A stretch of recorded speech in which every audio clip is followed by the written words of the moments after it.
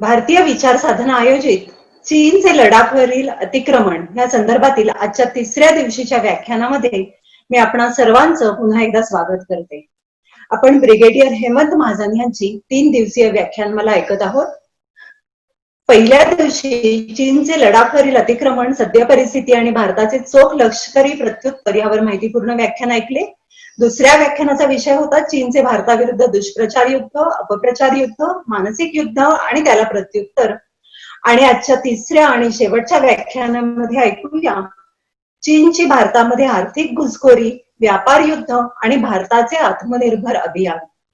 Brigadier Hemant Mahajan यांचा विस्तृत परिचय आपल्याला झालाच आहे.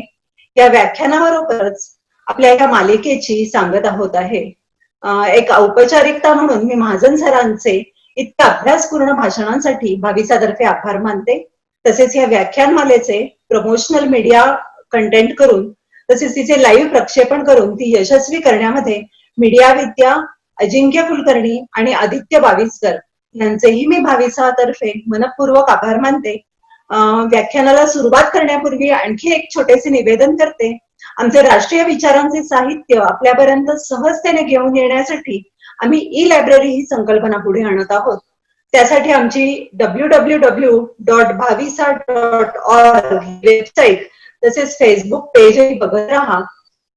काय असणार ही लायब्ररी हे जाणून घेऊयात एका छोट्या व्हिडिओ मार्फत आणि नंतर लगेचच व्याख्यानाला सुरुवात करूयात. धन्यवाद. भारतीय विचार साधना ही प्रकाशन संस्था राष्ट्रीय विचारांच्या साहित्याची निर्मिती करते. भारतीय संस्कृती, कला, विज्ञान, राष्ट्रीय व्यक्तिमत्वांची चरित्र अशा अनेक प्रकारची सुमारे 675 पुस्तकं पुण्यातील भारतीय विचार साधना अर्थात भाविसानं प्रकाशित केली आहेत. कोविड प्रतिबंधाच्या काळात आपल्या वाचकांच्या सेवेत भाविसानंही न्यू नॉर्मलशी जुळवून घेत आपल्या वाचकांसाठी सर्व पुस्तकं डिजिटल स्वरूपात आणली आहेत. www.bhavisa.org या वेबसाईटवर केवळ 500 रुपये नोंदणी करून भाविसाच्या ई लायब्ररीतील सर्व पुस्तकं आपण वाचू शकता. ही प्रमोशनल ऑफर आहे. तसंच सदस्यत्वाचं दरवर्षी नूतनीकरण करावं लागेल. सध्या अनेक पुस्तकं ऑनलाईन स्वरूपात उपलब्ध आहेत. लवकरच एकंदर 2000 पुस्तकं या ई लायब्ररीमध्ये समाविष्ट असतील. चला तर या राष्ट्रीय विचारांच्या साहित्याची निर्मिती करणाऱ्या भाविसाच्या ऑनलाईन ऑफरचा फायदा घेऊया आणि वाचनाचा ऑनलाईन आनंद घेऊया. जय हिंद. मी ब्रिगेडियर हेमंत महाजन भारतीय विचार साधनेच्या ई व्याख्यान मालेमध्ये आपलं पुन्हा एकदा स्वागत करतो. याआधी आपण 2 वेळा भेटलेलो आहे आणि त्यामध्ये आपण अनेक महत्वाचे मुद्दे हे कव्हर केलेले आहे. त्यामधला पहिला मुद्दा होता की भारत आणि चीन मध्ये जो लडाख मध्ये जो स्टँड ऑफ सुरू आहे, जो आता काही अंशाने कमी झालेला आहे, त्यामध्ये नेमकी चीनची मिलिटरी स्ट्रॅटेजी काय होती, त्याला भारताने कसं प्रत्युत्तर दिलं आणि भारताने चीनला गलवान खोऱ्यामध्ये कसं रक्तबंबाळ केलं, त्यांना मागे जाण्याकरता कसं भाग पाडलं, याविषयी आपण बोललो होतो. त्यानंतरचा जो आपला दुसरा विषय होता तो म्हणजे प्रोपगंडा वॉर. चीन आणि चीनचे जे मित्र आहेत ते नेहमीच आपल्या विरुद्ध प्रोपगंडा वॉर करायचा प्रयत्न करतात. ज्याला तुम्ही मराठीमध्ये अपप्रचार युद्ध म्हणा, दुष्प्रचार युद्ध म्हणा, त्याला तुम्ही डिसइन्फॉर्मेशन वॉर म्हणा, त्याला तुम्ही सायकोलॉजिकल वॉर म्हणा, मानसिक वॉर म्हणा.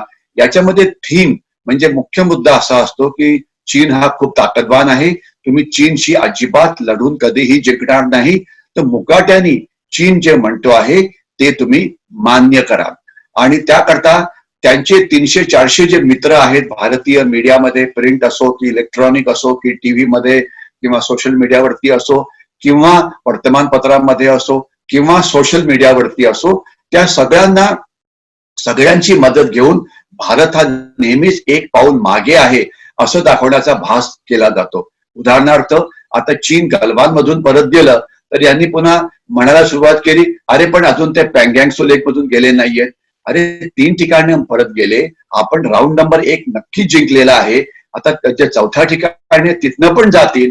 तर म्हणजे प्रत्येक वेळेला दाखवायचा प्रयत्न करायचा की चीनचं नाक वरती आहे, चीन जिंकतो आहे आणि भारत नेहमीच बॅकफूट वरती आहे आणि भारत चीनचा जो मुकाबला करण्याकरता तयार नाही, अशा प्रकारची थीम समोर मांडायची. त्याविषयी आपण बोललो होतो आणि त्यामध्ये सगळ्यांचं योगदान काय आहे याच्याविषयी पण आपण बोललेलो होतो.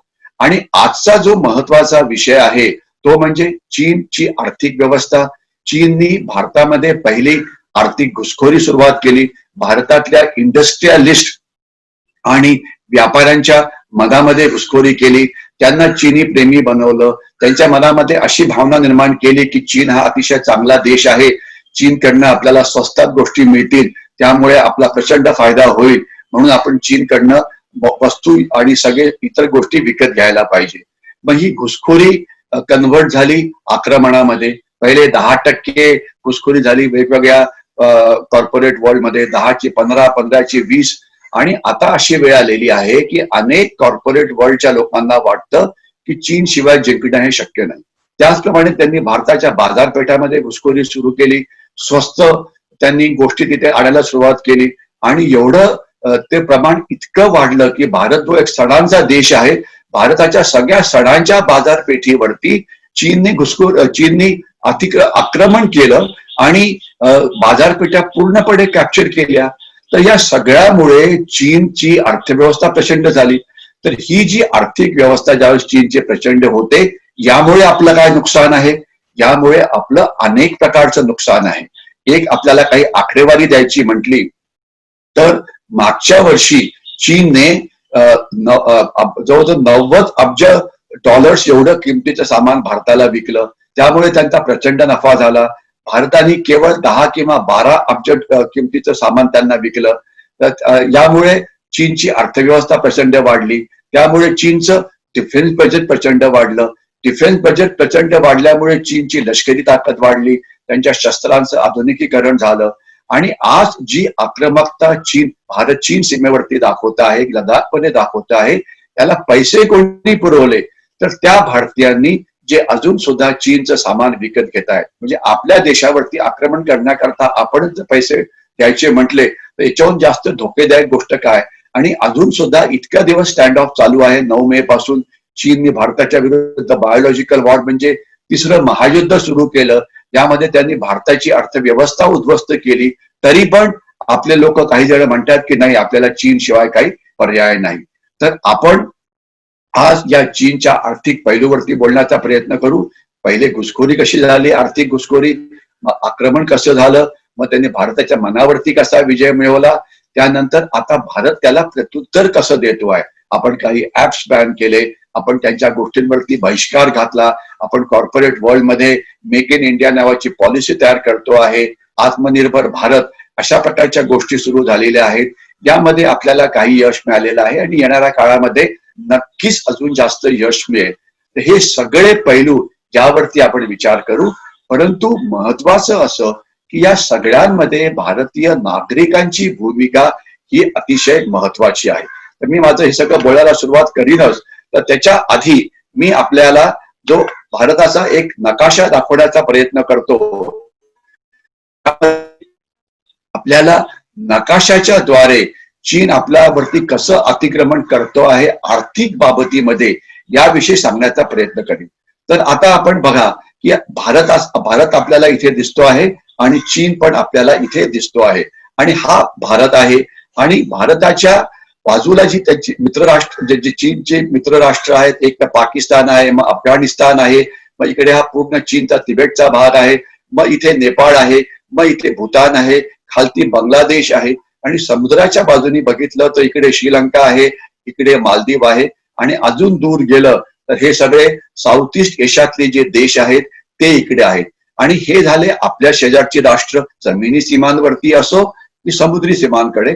आणि चीनच्या जवळची राष्ट्र कुठली? तर चीनच्या जवळ पाकिस्तान तर आहे, सेंट्रल एशियन रिपब्लिक जे कझाकिस्तान आहे, किर्गिस्तान आहे, तुर्कमेनिस्तान आहे, त्याच्याशिवाय मंगोलिया आहे, आणि मंगोलियाचा काही भाग चीनच्या ताब्यात आहे, काही स्वतंत्र आहे. त्याच्यानंतर इकडे वरती रशिया आहे. इकडे आपण समुद्राकडे बघितलं, नॉर्थ कोरिया आहे, साऊथ कोरिया आहे, जपान जो चीनचा एक नंबर शत्रू आहे, त्याच्याशिवाय जपानचा समुद्र आहे, ईस्ट चायना सी आहे, साऊथ चायना समुद्र आहे, आणि इथे साऊथ ईस्ट एशियातले देश आहेत. तर आता आपण आर्थिक आक्रमणाविषयी ज्यावेळेला बोलतो तर त्यामध्ये सर्वात पहिले येतं की आर्थिक आक्रमण हे सुरू केव्हा झालं आणि त्यांनी कसा प्रवास केला आणि त्याची सध्याची परिस्थिती काय आहे.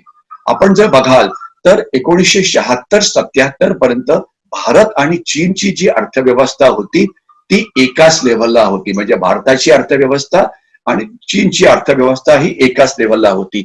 मात्र 76 नंतर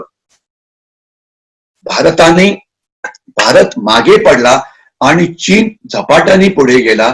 कारण चीननी फक्त आपल्या आर्थिक भरभराटीवरती लक्ष केंद्रित केलं आणि त्या काळामध्ये 1976 पासून जर तुम्ही पुढे जाल तर भारत काय करत होता, तर भारताच्या वेगवेगळ्या भागामध्ये चीन आणि पाकिस्ताननी वेगवेगळ्या प्रकारच्या गडबडी सुरू केल्या होत्या, ज्यामुळे त्या भागातली आपली जी आर्थिक प्रगती आहे ती थांबली होती. उदाहरणार्थ काश्मीर मधलं चाललेलं छुपं युद्ध जे आहे ते जे सुरू झालं 80 सालापासून तर ते अजून सुद्धा सुरू आहे, तो दहशतवाद, याच्याविषयी आपल्याला माहिती आहे. याच्यानंतर जो मध्य भारताचा भाग आहे त्या मध्य भारतामध्ये नक्षलवाद किंवा माओवाद कसा त्रास देतोय, किती आपलं नुकसान करतोय त्याच्याविषयी आपल्याला कल्पना आहे. त्याच्याशिवाय जो ईशान्य भारताचा भाग आहे, ईशान्य भारताच्या भागमध्ये अनेक बंडखोर गट होते, त्याला 7 सिस्टर्स म्हटलं जातं, जे तिथे आर्थिक भरभराट हे होऊ देत नव्हते. एवढंच नव्हे तर याच्याशिवाय जे बाकीच्या भारतामध्ये अनेक ठिकाणी पाकिस्तान बॉम्बलास्ट करायचं, आपली आर्थिक राजधानी जी आहे मुंबई, तिथे बॉम्बलास्ट झाले होते सगळीकडे. तर त्यामुळे आपल्या आर्थिक व्यवस्थेला एक धक्का पोहोचत होता.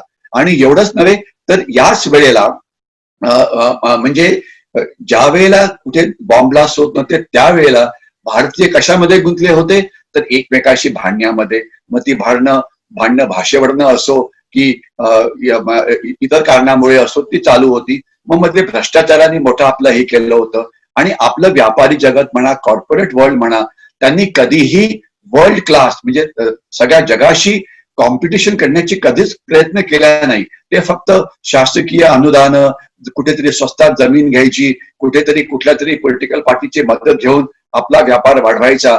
या सगळ्यामुळे त्यांची भारतात जरी भरभराट होत असली तरी ते जागतिक लेव्हलला कुठलाही आपली इंडस्ट्री पोहोचू शकली नव्हती. आणि आजची सुद्धा जर आपण परिस्थिती बघितली तर फक्त 2 किंवा 3च इंडस्ट्री आहेत भारतामध्ये की ज्या जागतिक लेव्हलच्या. एक अर्थातच इन्फॉर्मेशन टेक्नॉलॉजी आहे की IT सेक्टर जे आपलं वर्ल्ड क्लास आहे. दुसरं ऑटोमेटिव्ह सेक्टर म्हणजे गाड्या तयार करणं, मोटर कार तयार करणं, हे आपण वर्ल्ड क्लासला पोहोचलेलो आहोत. आणि थोडंफार प्रमाणामध्ये फार्मास्युटिकल सेक्टर म्हणजे औषधी कारखान्यामध्ये आपण जगाचा औषधी बनवणारा कारखाना बनलेलो आहे. परंतु इतर सगळीकडे आपली मागास. त्यावेळेला चीननी काय केलं होतं, ते चीननी त्यावेळेला त्यांचे सुद्धा आज भयंकर वेगवेगळे प्रॉब्लेम्स होते. तिबेटमध्ये होते, शिनजियांग मध्ये होते, इतर ठिकाणी होते. परंतु त्यांनी त्यांना दाबून टाकलं आणि फक्त आर्थिक भरभराटीवरती लक्ष केंद्रित केलं. आणि त्यामुळे आजची परिस्थिती अशी आहे की चीनची अर्थव्यवस्था आपल्या जवळजवळ 3.5 पट किंवा चौपट झालेली आहे. म्हणजे भारतीय भांडण्यामध्ये गुंतून राहिले, चीननी मात्र आर्थिक प्रगती केली. त्यानंतर चीननी जी भारतात आर्थिक घुसखोरी करायला सुरुवात केली, याकरता आपल्याला बघावं लागतं 2001-2002 यांच्या काळामध्ये चीननी, जसं मी मागे म्हटलं होतं की भारताच्या विरुद्ध वेगवेगळ्या प्रकारची युद्ध एकाच वेळेला सुरू केलेली होती. त्याला हायब्रिड वॉर म्हटलं जातं. त्यामध्ये एक मुख्य मुद्दा होता राजकीय हस्तक्षेप किंवा भारताची जी राजकीय धोरणं होती त्यांना चीनच्या बाजूनी बनवायचं. आणि त्यांनी हळूहळू अशी घुसखोरी केली आणि जी भारताची धोरणं होती की ती त्यांनी हळूहळू स्वतःच्या बाजूला वळवायला सुरुवात केली. BHEL पॉवर सेक्टरमध्ये भारत हेवी इंडस्ट्री ज्या होत्या अतिशय वर्ल्ड क्लासची कंपनी होती, त्यांना पॉवर सेक्टर मधून काढण्यात आलं. कन्स्ट्रक्शन सेक्टरमध्ये लार्सन टोब्रो वगैरे अतिशय चांगल्या कंपन्या होत्या, त्यांना बाहेर काढण्यात आलं. आपल्या अनेक सायंटिफिक इन्स्टिट्यूशन्स होत्या की जे बऱ्यापैकी काम करत होत्या, त्यांना हे करण्यात आलं. तंत्रज्ञानाच्या सेक्टरमध्ये आपले अनेक अशा कंपनीज होत्या की जे खूपच चांगलं काम करत होत्या, त्यांना त्यातून काढण्यात आलं. आणि शेवटी सुरुवातीला काही भारतीय कारखानदारांनी 10% माल चीनमधनं विकत घ्यायला सुरुवात केली, कारण त्याची किंमत कमी होती. तर यामध्ये चीनने सुद्धा सामदंड भेद अशा प्रकारचे डावपेच वापरले. पहिले 10% सामान विकलं, मग 10चं 20% झालं, 20चं 25% झालं आणि शेवटी काही काही ठिकाणी ते 50%, 60% एवढं सामान झालं, ज्यामुळे अनेक भारतीयांना वाटायला लागलं की याच्या पुढे चीनी मालाशिवाय आपल्याला कुठलाही पर्याय नाही. आणि 2002 किंवा 3 पर्यंत भारत आणि चीनचा जो व्यापार होता तो भारत जेवढ्या गोष्टी चीनमधनं विकत घ्यायचा आणि ज्या भारत त्यांना विकायचा त्या जवळजवळ एकाच लेवलला होत्या. म्हणजे इम्पोर्ट आणि एक्सपोर्ट मध्ये पॅरिटी होती, ते इक्वल होतं.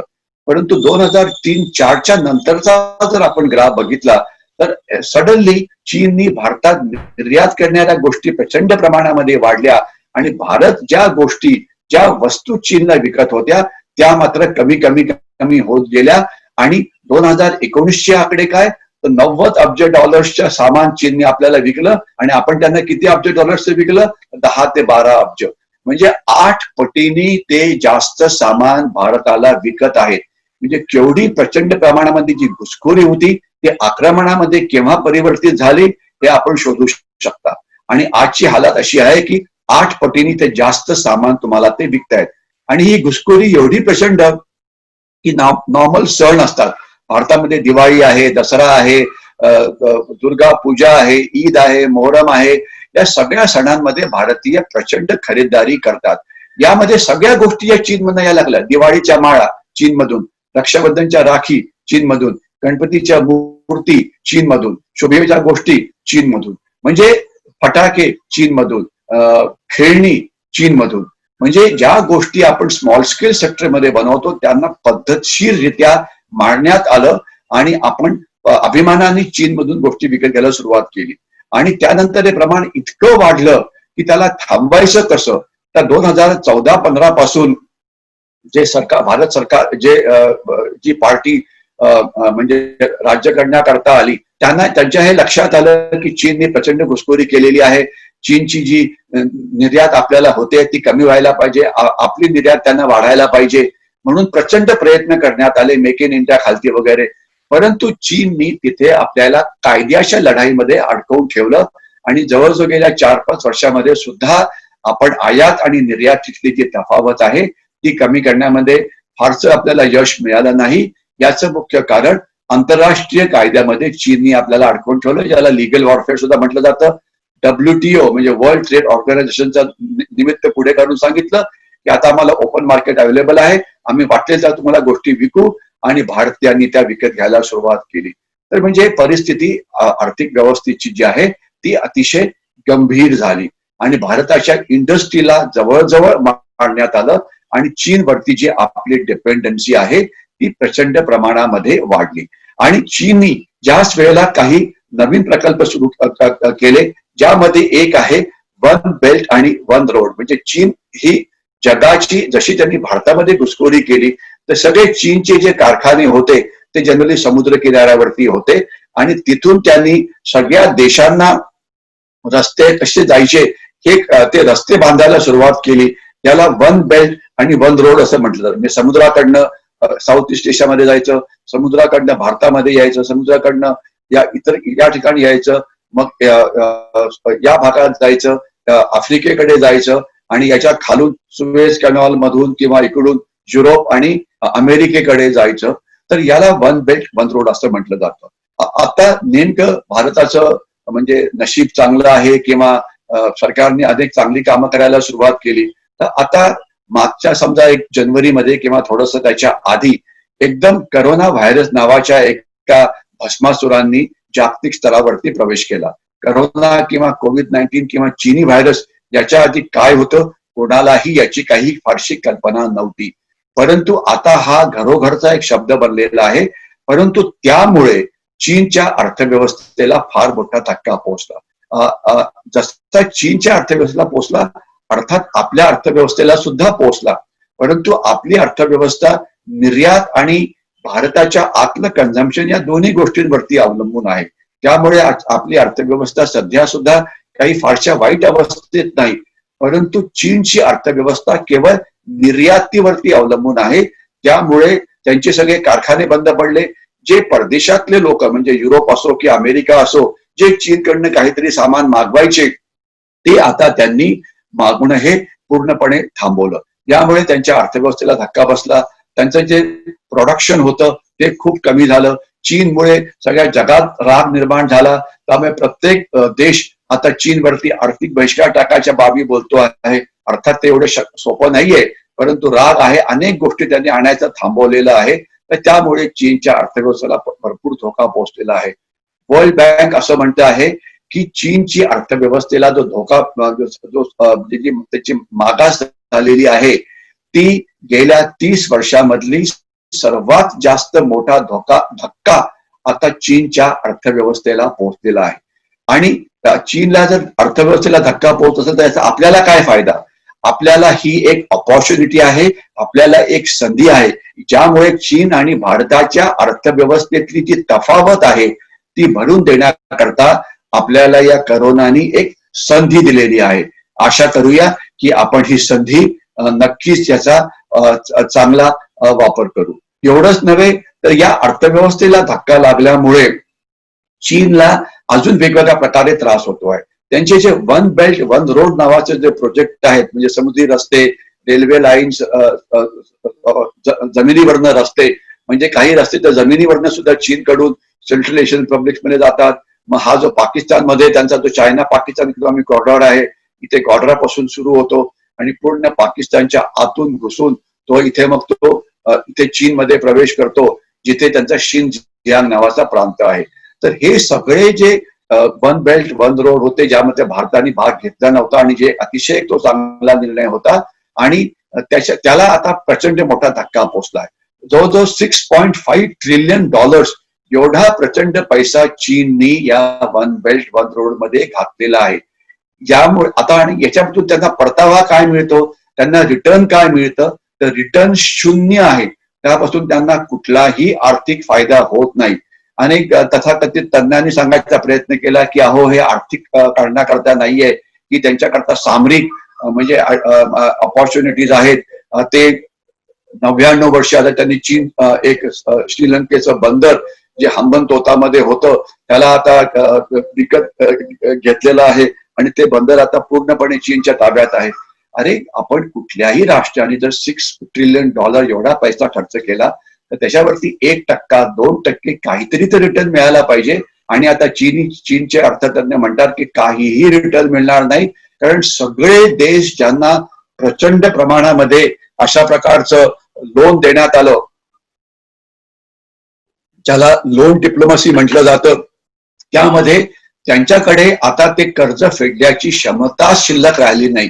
पाकिस्तानचे पंतप्रधान इम्रान खान म्हणतात की आम्हाला हे कर्ज माफ करा, कारण पाकिस्तानला सगळं नुसतं माफ करून घ्यायची सवय आहे, स्वतःहून ते कुठलाही पैसा खर्च करू शकत नाही.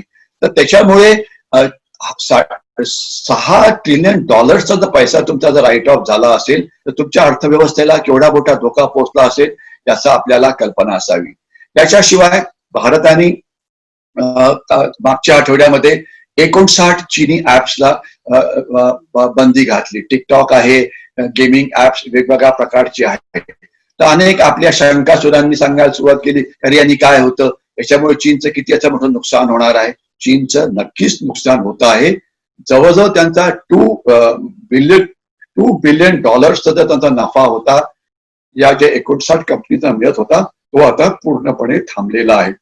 यामुळे अजून काय होतं तर यामुळे 59 कंपन्या त्यांचा जवळजवळ 40% जो व्यवहार होता तो या भारतामध्ये होता. आता जर तुमचा एखाद्या कुठल्याही कॉर्पोरेट वर्ल्डचा जर 40% व्यापार एकदम जर कमी झाला तर त्यांची काय अवस्था होईल.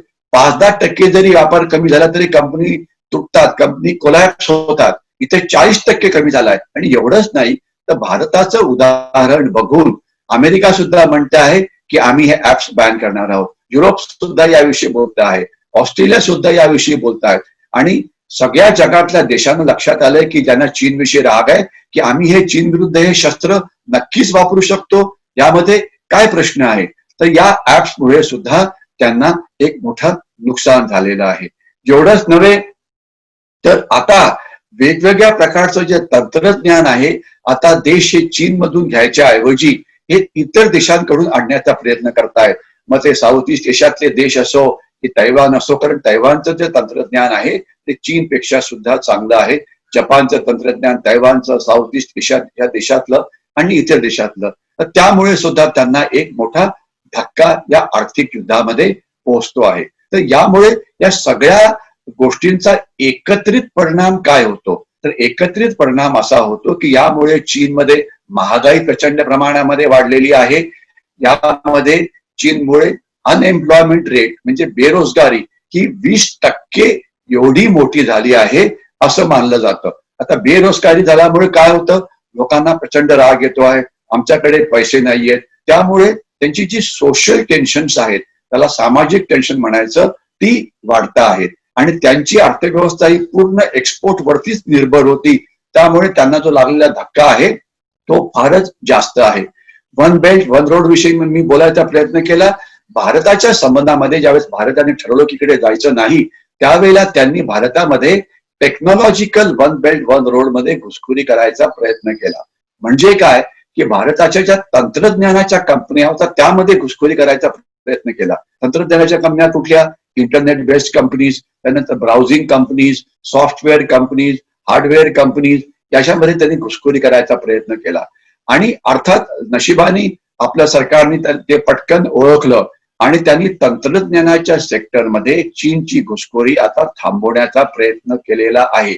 आणि आपल्याला कल्पना असेल की जसं हा करोना व्हायरस सुरू झाला, चीनी व्हायरस, त्यानंतर एक सरकारने निर्णय घेतला की कुठलीही फॉरेन डायरेक्ट इन्व्हेस्टमेंट जी शेजारच्या राष्ट्रामधून येते आहे त्याच्यावरती आम्ही पहिले त्यांना डायरेक्टली यायला अलाउड होतं.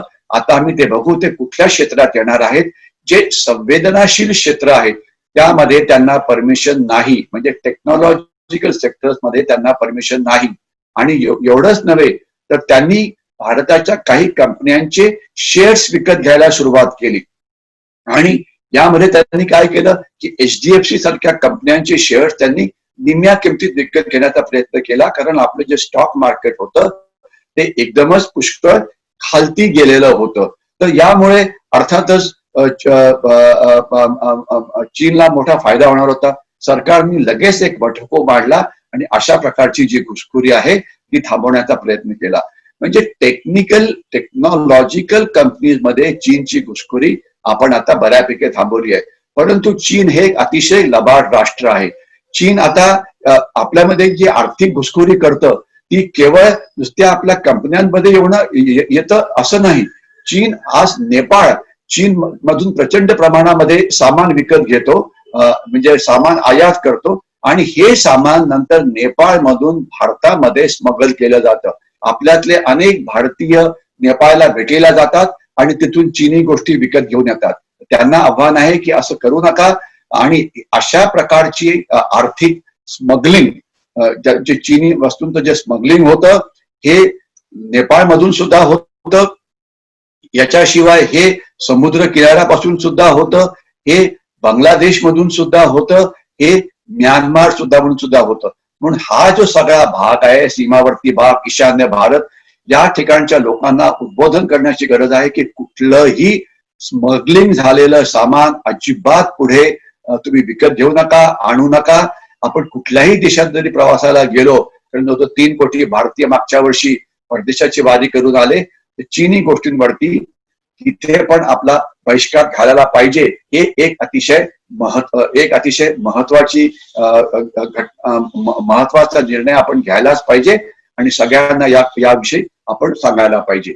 यानंतर एक महत्वाचा मुद्दा असा की अनेक वेळा शेजारच्या राष्ट्रामधून आपल्याकडे फॉरेन डायरेक्ट इन्व्हेस्टमेंट येत होती. म्हणजे उदाहरणार्थ एक सिंगापूरची कंपनी ती भारतामध्ये गुंतवणूक करत होते. सिंगापूर आपल्याला दिसतंय याच्यामध्ये, ती भारतात गुंतवणूक करते पण त्याचं मेजॉरिटी शेअर होल्डर कोण आहे? चीन आहे. काही बांगलादेशची कंपनी भारतामध्ये येते, मेजर शेअर होल्डर्स कोण आहे? चीन आहे. नेपाळची कंपनी.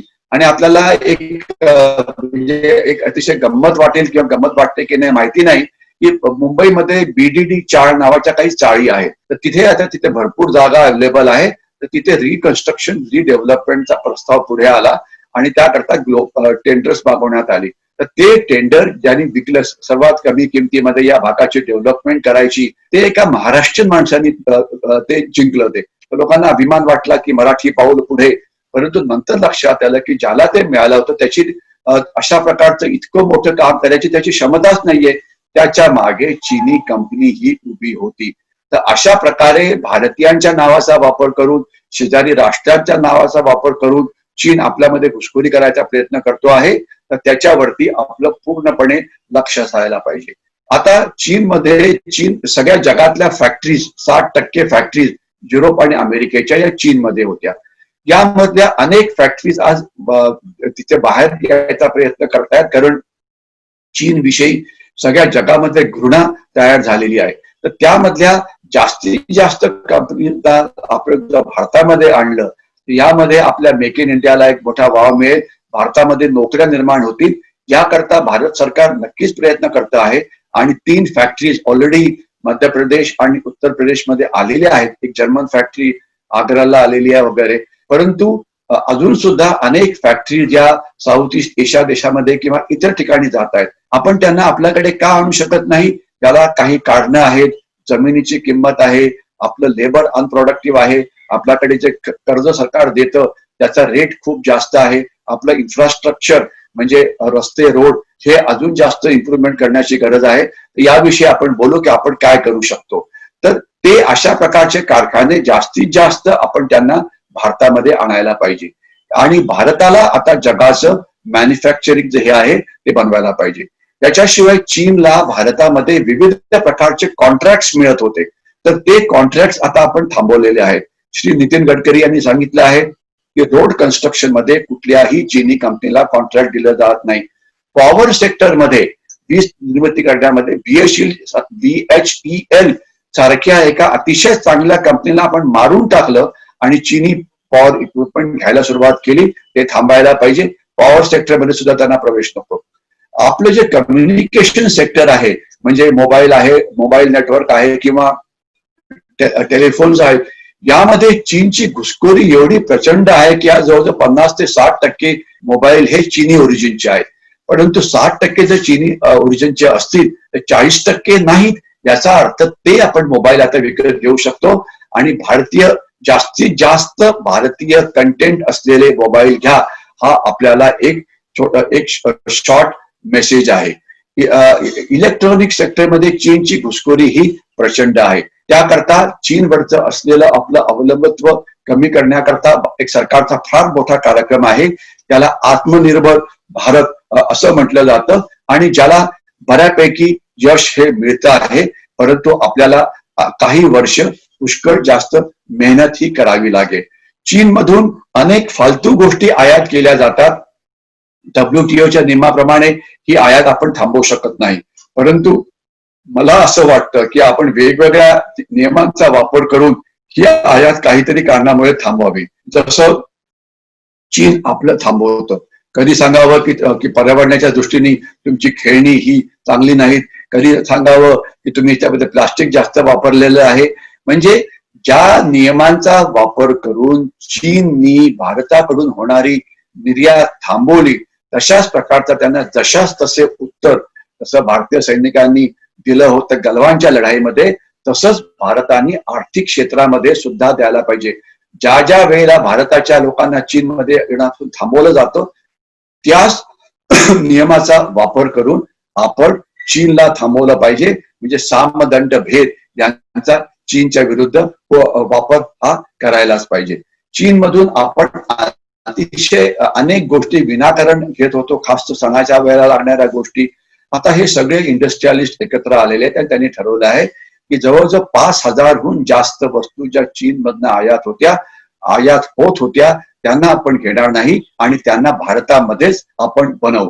आणि ते बनवणं पहिले पण चालू होतं, पण मध्ये ते कारखाने ते बंद पडले होते आणि अनेक भारतीय कंपनीजनी मी एकत्रच सांगण्याचा प्रयत्न करतोय की चीनकडचं आव्हान काय आहे आणि त्याला आपण प्रत्युत्तर कसं देतो आहे आणि त्याला इतर भारतीय कसे मदत करू शकतात.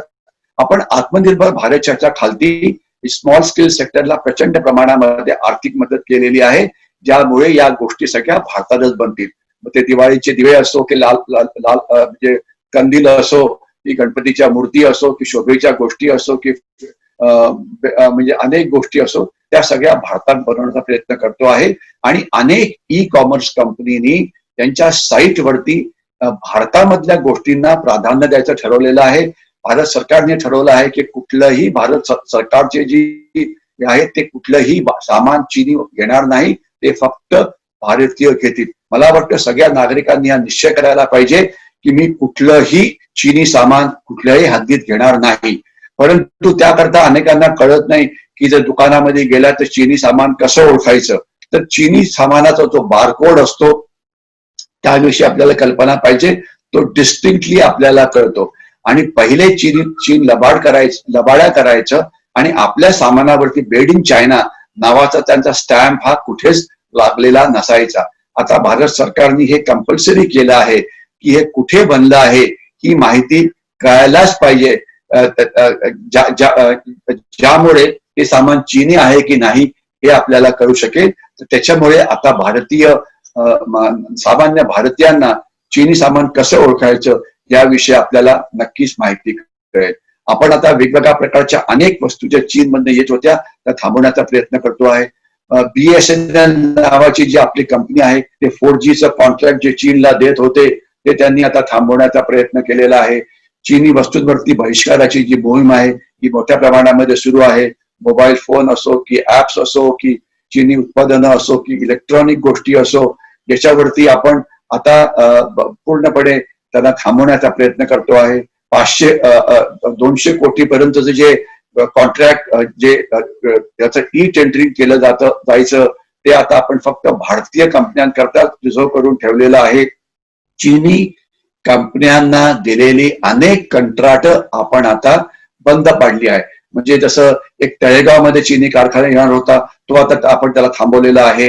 याच्याशिवाय अजून 2-3 ठिकाणी अशाच प्रकारचे कारखाने होते त्यांना आपण थांबवलेलं आहे. त्यांना जे कॉन्ट्रॅक्ट एक रस्ता बनवण्याचं मिळालं होतं ते आपण आता थांबवलेलं आहे. ज्याच्यामुळे आता जे भारतीय आहेत त्यांना जास्त फायदा होईल हे आपल्याला कळायला पाहिजे.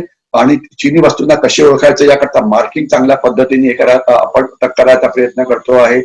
चीन मधल्या गोष्टी ज्या अजून सुद्धा काही व्यापारी आपला आणण्याचा प्रयत्न करतात त्या व्यापाऱ्यांवरती आपण अर्थातच म्हणजे त्यांच्यावरती मानसिक दबाव टाकायला पाहिजे की जर तुम्ही असं चीन मधून जर गोष्टी आयात करत राहिला तर आम्ही तुमच्या दुकानामध्ये येणार नाही, आम्ही तुमच्यावरती बहिष्कार घालू हे त्यांना सांगणं गरजेचं आहे.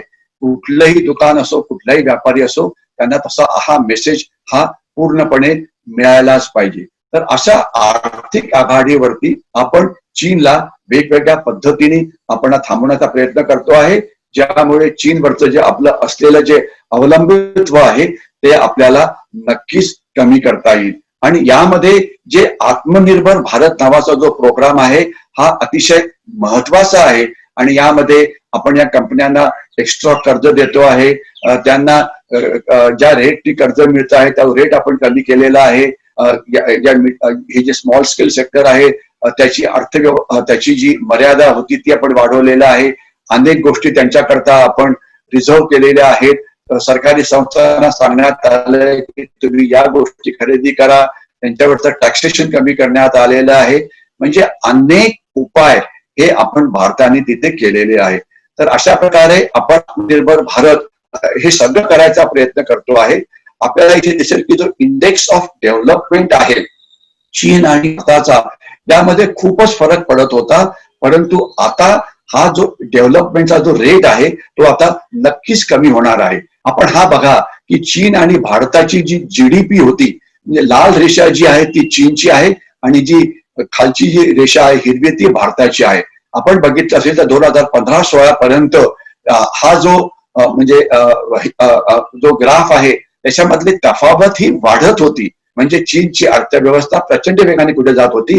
परंतु एक वेळ येईल एक पुढच्या 5-6 वर्षामध्ये ही जी हिरवी लाईन आहे आपण हिरवी लाईन बघत असाल की जी भारतीय अर्थव्यवस्थेची लाईन आहे ही अशी वरती जाईल आणि चीनची जी अर्थव्यवस्थेची लाईन आहे ती खालती येईल. म्हणजे एक 5-6 वर्षामध्ये आपला वेग चीनपेक्षा जास्त असेल यामध्ये कोणाला काहीही शंका नको. याशिवाय चीनमध्ये अनेक त्यांचे वेगवेगळे प्रॉब्लेम्स आहेत. चीनमध्ये लोकसंख्या नियंत्रण भ्रष्टाचार या सगळ्यामुळे चीनला पुष्कळ त्रास होतो आहे. आणि याच्याशिवाय जे चीनचे जे आतले भाग आहेत म्हणजे तिबेट आहे तिथले लोक हे चीनच्या विरुद्ध गेले. तर काय झालंय की तिबेट विषयी बोलायचं म्हटलं तर एक वेगळाच विषय हा घ्यावा लागेल. परंतु अर्थव्यवस्थेच्या संबंधित मी फक्त 2च गोष्टींवरती तिबेटच्या संदर्भात बोलायला मागतो की चीनने त्यांची सगळी न्यूक्लिअर वेपन्स ही तिबेटमध्ये ठेवलेली आहेत. कारण काय ते न्यूक्लिअर वॉर झालं तर ही लढाई तिबेटमध्ये लढली जाईल. त्यामुळे जे 50 लाख जे तिबेटन्स आहेत ते चीनच्या खूप विरुद्ध आहेत.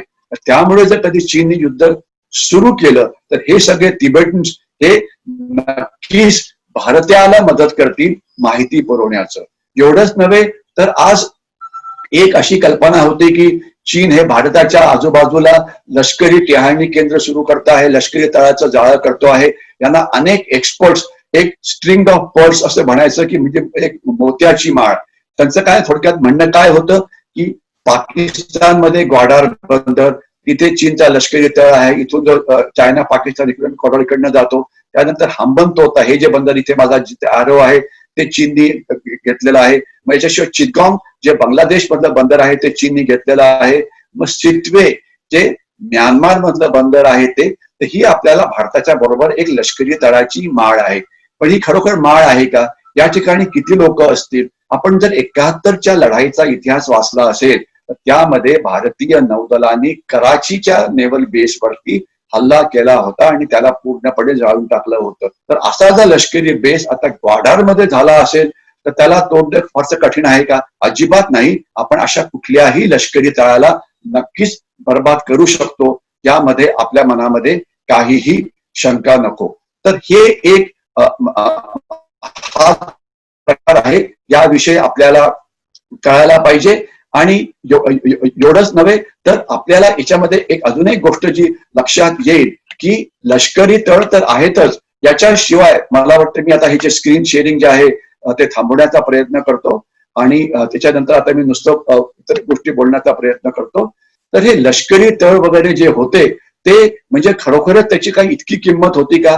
त्याचं उत्तर आहे अजिबात नाही. चीनला आपण अतिशय वाढवून सांगितलं होतं. चीनची अर्थव्यवस्था मोठी आहे, याच्यामध्ये काही प्रश्न नाही, परंतु मोठ्या अर्थव्यवस्थेचे प्रॉब्लेम सुद्धा अनेक मोठे असतात. आणि चीनची जी अर्थव्यवस्था आहे त्यामध्ये अनेक अशा गोष्टी तयार होत आहेत की ज्यामुळे ती अर्थव्यवस्था पुढे जाऊ शकत नाही. मुख्य असं आहे की अर्थव्यवस्था जी त्यांची आहे त्यामध्ये त्यांच्याकडे अनेक स्ट्रक्चरल प्रॉब्लेम सुरू झाले आहेत. त्यांनी प्रचंड तिथे पूल बांधले, प्रचंड इंडस्ट्रीज तयार केल्या, प्रचंड धरणं बांधली. आणि हे सगळे जी प्रोजेक्ट्स आहेत ते इकॉनॉमिकली व्हायबल नाही, हे आपल्याला मुख्य कळायला पाहिजे. तर त्यामुळे चीनच्या जो अर्थव्यवस्थेला जो धक्का आहे तो मोठा होतो आहे. याच्याशिवाय चीनची जी अर्थव्यवस्था आहे त्यामध्ये चीन अनेक देशांशी बेकायदेशीर व्यापार करायचा प्रयत्न करायचा, अनेक देशांशी स्मगलिंग करायचा प्रयत्न करायचा. आता त्यामध्ये सुद्धा सगळ्यांनी त्याच्यावरती लक्ष देण्याचा प्रयत्न सुरू केला आहे.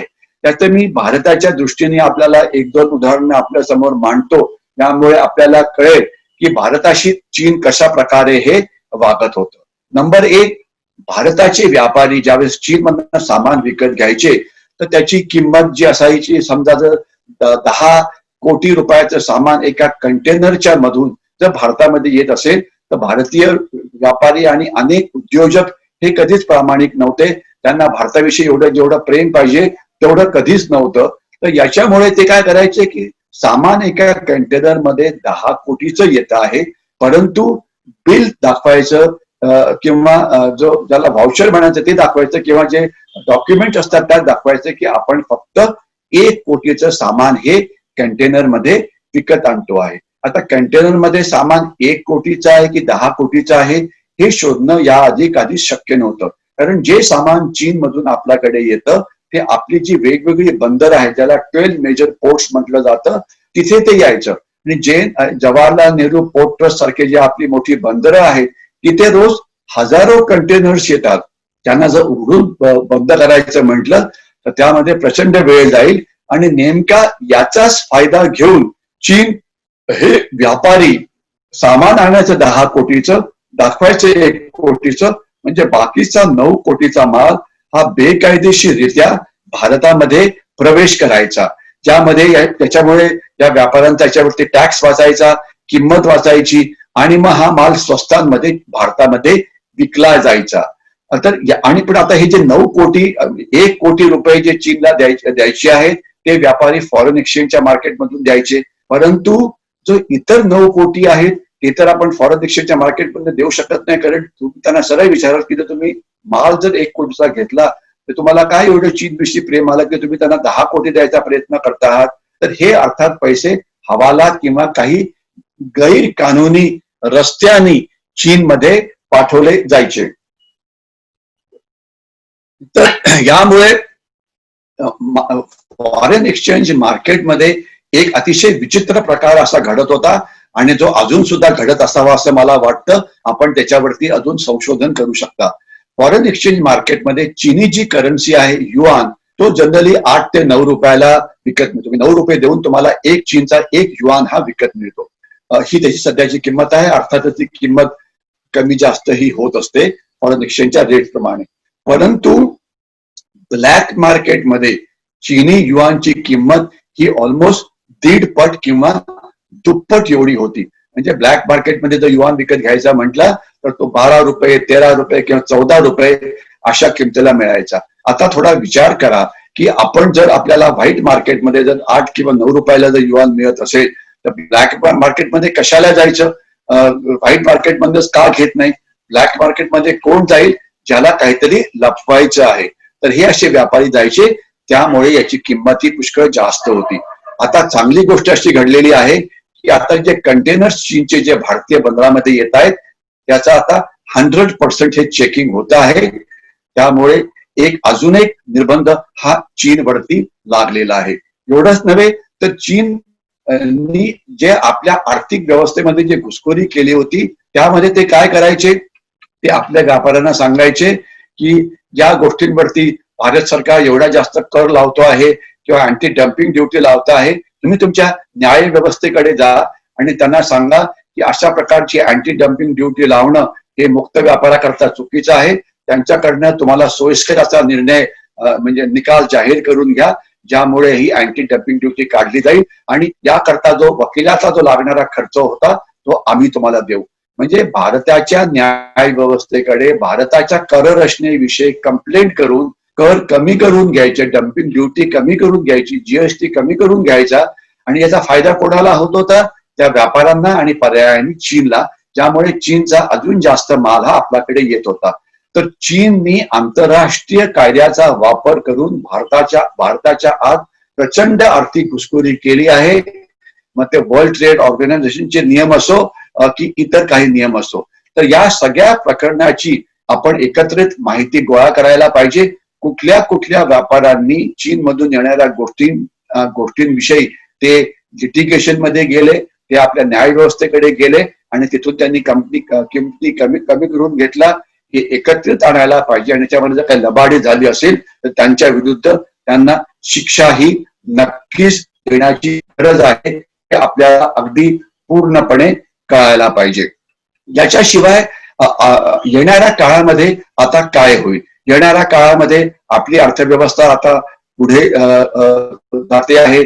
आत्मनिर्भर भारताला थोडं यश मिळतं आहे, स्वदेशीला थोडं यश मिळतं आहे. आपण आपल्या ज्या पॉलिसीज आहेत त्या चांगल्या करण्याचा प्रयत्न करतो आहे.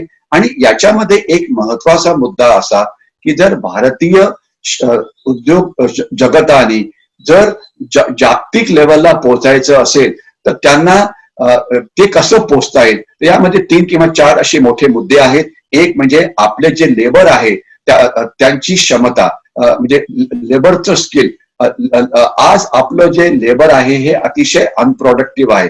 म्हणजे आपल्या लेबरची तुलना जर आपण इतरांशी केली तर आपण वर्ल्ड क्लास नाही.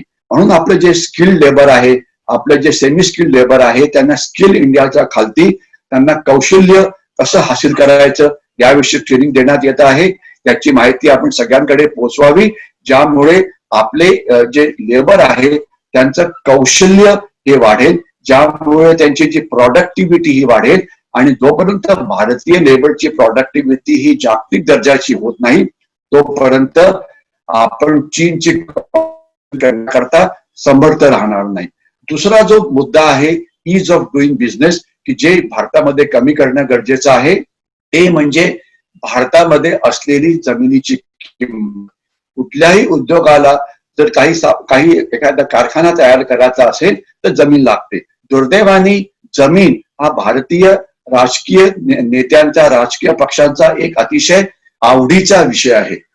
आपल्याला कल्पना असेल की जर समजा एखाद्या जमिनीची किंमत आज समजा एक्स रुपीज पर एकर आहे आणि जर कळालं की तिथून रस्ता जाणार आहे किंवा तिथून एखादा कारखाना होणार आहे, तर त्याची किंमत ही जवळजवळ 5 किंवा 6 पटीने वाढते आणि आपले अनेक राजकीय पक्ष त्या आजूबाजूच्या जमिनी विकत घेतात आणि त्या किमती जमिनीच्या ज्या पहिले एकदम कमी होत्या त्या एकदम 5 पटीने 6 पटीने अशा भयंकर वाढतात. तर यामुळे फायदा तर या राजकीय पक्षांचा होतो, परंतु नुकसान जे होतं ते देशाचं होतं. कारण जर कारखाना नवीन कारखाना लावण्याकरता जर 15-20% तुमचं बजेट हे केवळ जमीन विकत घेण्यामध्ये जात असेल, की जे आत्ताच वाढलंय, की जे याच्या आधी अगदी कमी होतं, तर त्या कारखान्याची किंमत वाढते आणि त्यामुळे आपण जागतिक दर्जाला पोहोचू शकत नाही.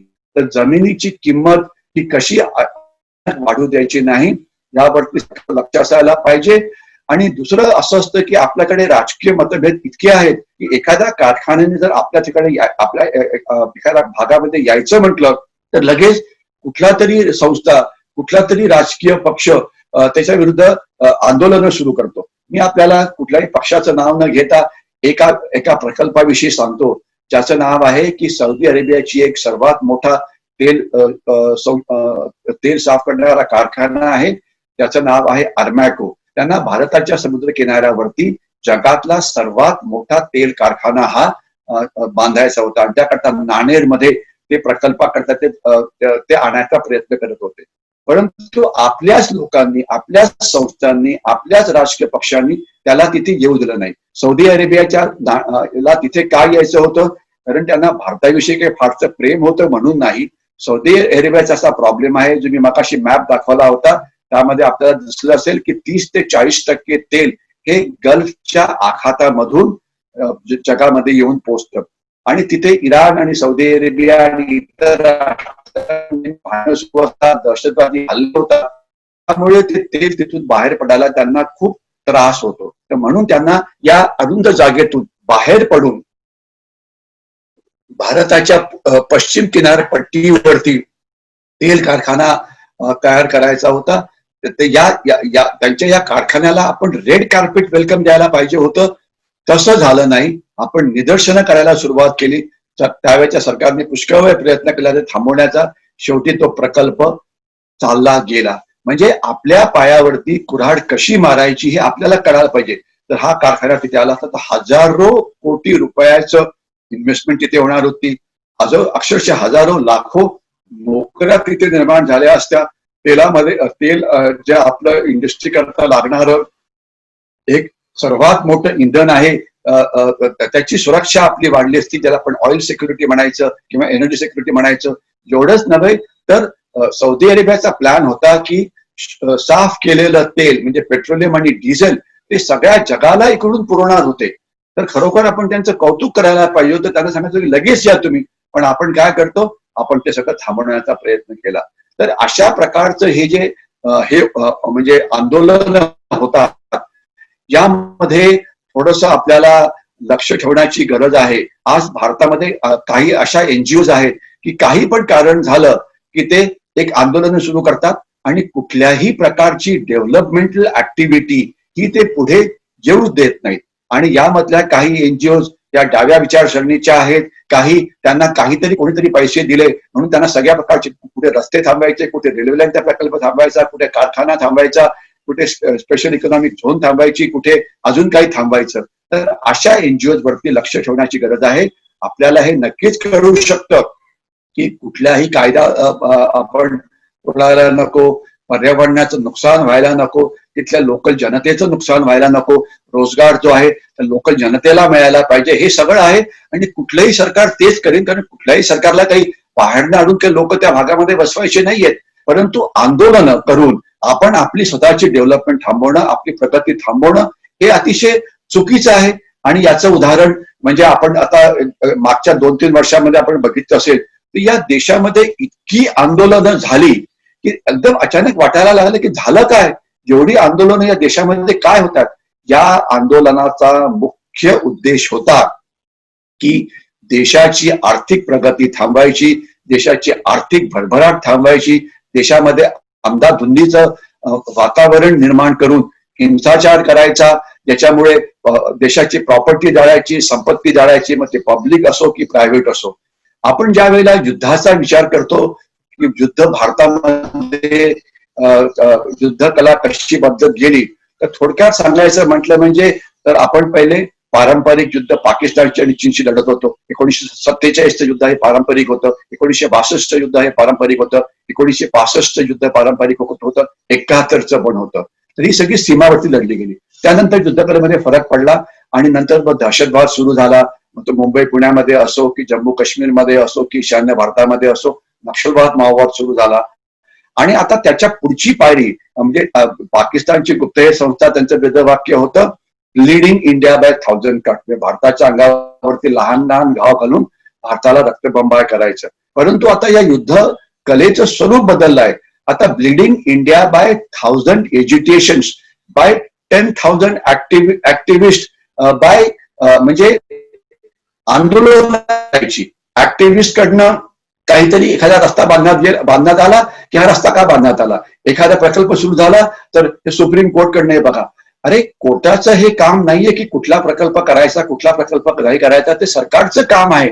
परंतु आपले अनेक ऍक्टिव्हिस्ट अशा प्रकारची प्रगती थांबवण्याचा प्रयत्न करतायत काहीतरी कारण कडून, आणि त्यांना थोडा लॉंग रोप मिळतो आहे कोर्टकडनं की ज्या गव्हर्नन्सच्या गोष्टी आहेत त्याच्यामध्ये कोर्टाचं काय काम. परंतु या ऍक्टिव्हिस्टच्या मदतीने, या संस्थांच्या मदतीने जी वेगवेगळी डेव्हलपमेंटची कामं होतात ती कामं थांबवण्याचा प्रयत्न केला जातो आहे.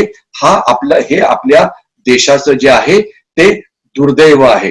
तर अशा प्रकारचे हे जे आंदोलकांचा जो दहशतवाद आहे तो थांबवायला पाहिजे. आंदोलन करणं हा देशांच्या नागरिकांचा म्हणजे हक्क आहे, यामध्ये काही शंका नाही. परंतु ज्या वेळेला आंदोलनाचं रूपांतर हे हिंसाचारामध्ये होतं, ज्यामध्ये देशाची संपत्ती जाळली जाते, तर जे देशाची संपत्ती जाळतात त्या आंदोलकांना याची नुकसान भरपाई करायला भाग पाडायलाच पाहिजे. आणि याचा कायदा आहे, सुप्रीम कोर्टने सांगितलेलं आहे की कुठलंही आंदोलन झालं आणि त्यामध्ये जर हिंसाचार झाला तर ज्या संस्थेने त्या आंदोलनाकरता बोलवलं होतं त्या संस्थेला आणि ज्यांनी हिंसाचार केला त्यांना हा सगळा जो नुकसान भरपाई आहे करायला भाग पाडायला पाहिजे. हा सुप्रीम कोर्टचा निर्णय आहे.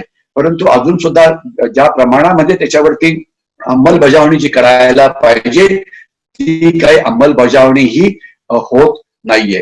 तर ती अंमलबजावणी ही मोठ्या प्रमाणामध्ये व्हायला पाहिजे. हा एक महत्वाचा मुद्दा आहे. नाहीतर आंदोलन करून आपल्या देशामध्ये हिंसाचार केला जातो. याशिवाय आपल्यातले अनेक जण देशामध्ये म्हणजे हिंसाचार पडवण्याचा प्रयत्न करतात. नक्षलवादी भागामध्ये, माओवादी भागामध्ये, काश्मीरमध्ये. आता जर काश्मीरमध्ये हिंसाचार झाला तर तिथे डेव्हलपमेंट होऊ शकत नाही. ईशान्य भारतात जर बंडखोरांनी जर हिंसाचार केला डेव्हलपमेंट होऊ शकत नाही, आर्थिक प्रगती होऊ शकत नाही. आणि हे करायला मदत कोण करतंय? तर चीन, पाकिस्तानचे हस्तक एनजीओला पैसा कोण पुरवत आहे? एखादा काही म्हणजे अशा संस्था की ज्यांना आपल्या इथे ही डेव्हलपमेंटल ऍक्टिव्हिटी ही होऊ द्यायची नाही. तर म्हणून ही लढाई केवळ सीमावरतीच होते असं नाही. ज्या एनजीओज अशा प्रकारच्या डेव्हलपमेंटल ऍक्टिव्हिटी थांबवतात त्यांच्यावरती लक्ष असायला पाहिजे. काही ऍक्टिव्हिस्ट जे डेव्हलपमेंटल ऍक्टिव्हिटी थांबवण्याचा प्रयत्न करतात त्यांच्यावरती लक्ष असायला पाहिजे. जे स्मगलिंग होतं ते थांबवायला पाहिजे. बेकायदा जो व्यापार होतो तो थांबवायला पाहिजे. जे स्मगलिंग नेपाळमधनं होतं, म्यानमार मधून होतं ते थांबवायला पाहिजे. समुद्र किनाऱ्यावरनं होणारं स्मगलिंग हे थांबवायला पाहिजे. याच्याशिवाय हवालाच्या द्वारे ज्या गोष्टी केल्या जातात ते थांबवायला पाहिजे. तर हे सगळं करण्याकरता ईज ऑफ डुईंग बिझनेस आणि हे सगळं जो राज्यकारभार आहे तो चांगला व्हायला पाहिजे.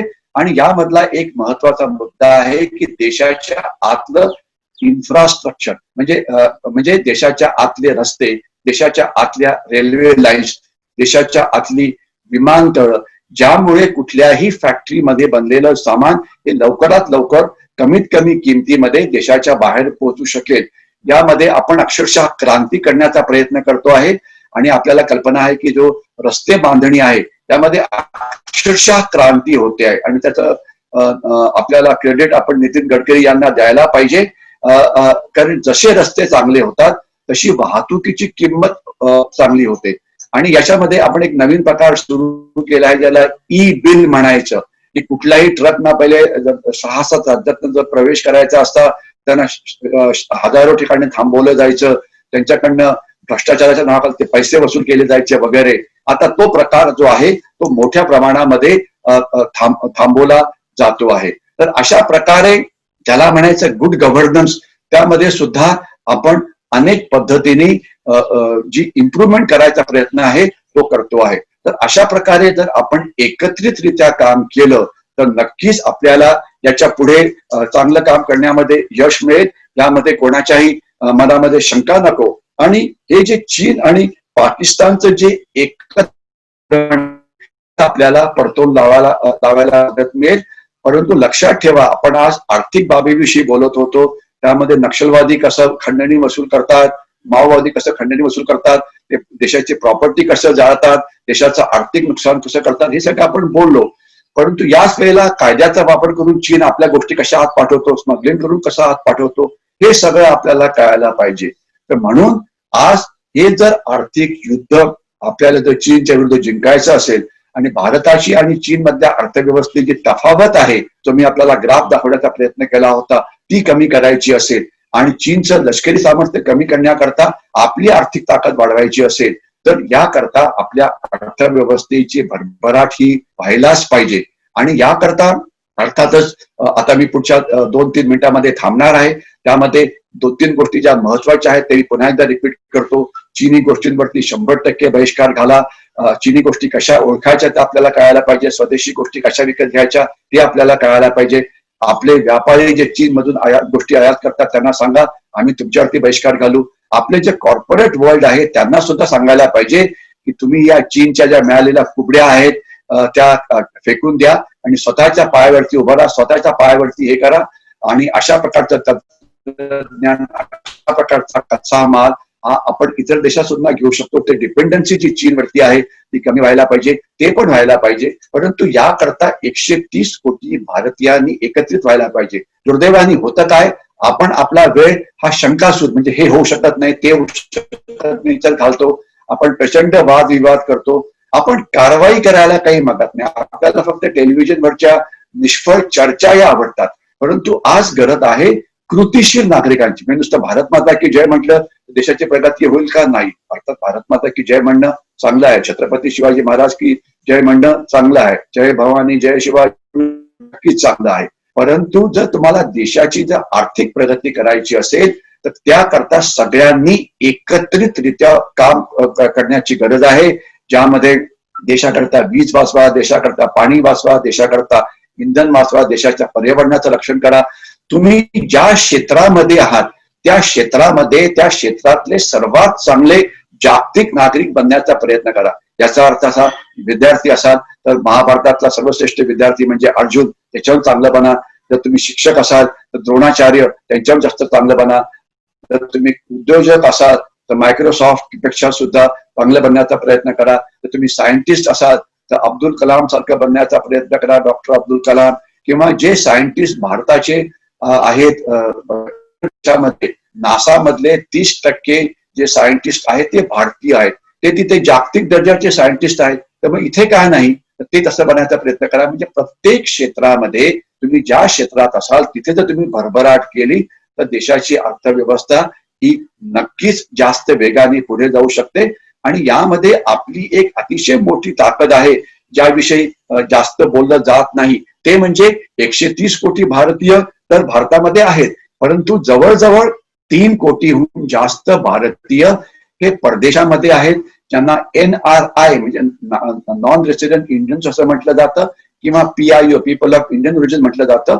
आता आपल्या सरकारने त्यांना येण्याकरता बिना व्हिसाचं त्यांना आत येऊ द्यायला सुरुवात केलेली आहे. त्यामुळे ते टुरिझम वाढत आहे, त्यांची भारताची लागलेली नाळ ही जास्त घट्ट होते. पण हे सगळे लोक ज्या देशामध्ये आहेत तिथले ते सर्वश्रेष्ठ नागरिक आहेत. त्यांना तंत्रज्ञान खूप चांगलं कळतं, त्यांना म्हणजे मॉडर्न सिस्टीम कशा वर्क होतात ते कळतं. तर ज्यांच्या बुद्धिमत्तेचा वापर करून जर आपल्याला आपल्या देशामध्ये जर भरभराट करता आली तर नक्कीच आपल्याला त्यांच्या बुद्धिमत्तेचा वापर करता येईल. आज सिलिकॉन व्हॅली हे जगातलं टेक्नॉलॉजिकल सेक्टरमध्ये सर्वात मोठं केंद्र म्हटलं जातं, ज्यामध्ये 20% जे लोक आहेत सिलिकॉन व्हॅलीमध्ये ते भारतीय आहेत. तर मग बँगलोर ही भारताची सिलिकॉन व्हॅली का बनू शकत नाही? अर्थात बँगलोर सध्या पुष्कळ चांगलं काम करते, त्याच्यामध्ये काही प्रश्न नाही, पण अजून सुद्धा आपण सिलिकॉन व्हॅलीच्या पुढे जायला पाहिजे. तर हे सगळे जे भारतीय जे आपले नातेवाईक आहेत, आपले मित्र आहेत, त्यांची मदत घेऊन सुद्धा भारताच्या तंत्रज्ञानामध्ये वाढ करण्याचा प्रयत्न करा, अर्थव्यवस्थेला हात लावण्याचा प्रयत्न करा. अशा प्रकारे बहुआयामी आघाडीवरती जर आपण लढाई लढलो तर हे चीनचं जे आर्थिक आक्रमण आहे जे ते परतवून लावण्यामध्ये आपल्याला नक्कीच यश मिळेल. आणि तसं झालं तर भारतीय अर्थव्यवस्थेची भरभराट होईल, ज्यामुळे चीन आणि भारताच्या अर्थव्यवस्थेत तफावत कमी होईल, ज्यामुळे चीनची ताकद कमी होईल, ज्यामुळे चीन पैशाचा वापर करून आपल्या शेजारी राष्ट्रांमध्ये शत्रू निर्माण करायचा प्रयत्न करतो ते कमी करता येईल. तर आपल्या देशाच्या प्रगतीकरता, देशाच्या सुरक्षेकरता भारताच्या अर्थव्यवस्थेला मजबूत करणं आणि चीनी अर्थव्यवस्थेच्या पुढे जाणं हे आपल्या समोरचं हे येणाऱ्या दिवसामध्ये आव्हान आहे. मला खात्री आहे की आपण सगळे देशभक्त आहोत. आपण हे म्हणण्याचा प्रयत्न करू की आम्ही देशाकरता काय करू शकतो, आपण ते करू आणि आपापल्या परीने देशाच्या अर्थव्यवस्थेला पुढे आणण्याकरता नक्कीच मदत करू. आणि मी इथे थांबतो. पुन्हा एकदा आपल्याला आव्हान करून की चीनी वस्तूंवरती बहिष्कार घाला, मेक इन इंडियाला हातभार लावा, आत्मनिर्भर होण्याकरता हातभार लावा आणि या देशाच्या प्रगतीला हातभार लावा. मी इथे थांबतो. जय हिंद.